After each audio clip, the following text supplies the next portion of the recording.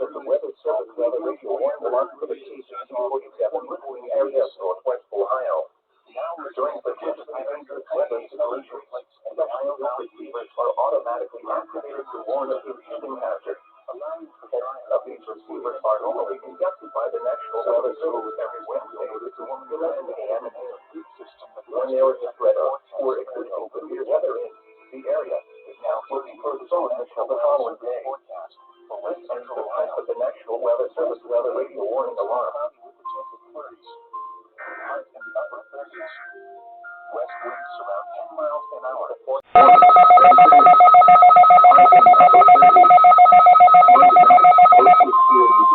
Then becoming partly cloudy. Lows in the upper 20s.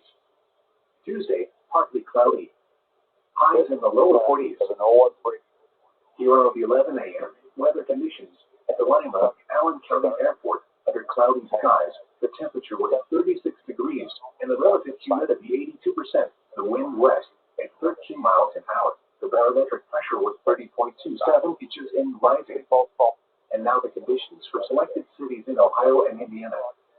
In Dayton, partly sunny, it's 38. At Toledo, cloudy, and 37.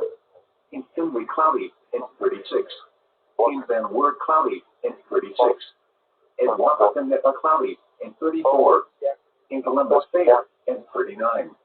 Over northeast Ohio, Cleveland, partly sunny, and 37. And in Indiana, at Fort Wayne, partly sunny, and 37. Once again at 11 a.m. at the Lima Allen County Airport, it was 36 degrees under cloudy skies. Now looking at the weather patterns affecting the southern Great Lakes and Ohio Valley region.